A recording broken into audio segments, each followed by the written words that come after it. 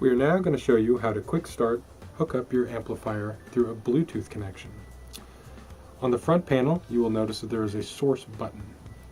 What you're going to want to do is scroll through your sources until you land on the Wi-Fi Bluetooth and it blinks blue. That means the amplifier is now in Bluetooth discovery mode. So you'd go to whatever device, whether your phone or a tablet, that you want to stream Bluetooth from. Select your Bluetooth settings. Find our amplifier in the Bluetooth devices and connect just like you would to any other Bluetooth device. We're going to select the MSE Audio OS-440. It's going to pair, and we are now connected for Bluetooth audio. So at this point, you go into whatever your preferred application to play your music through is.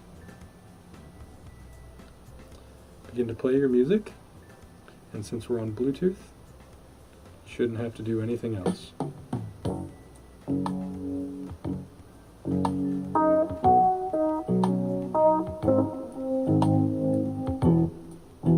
Simple as that.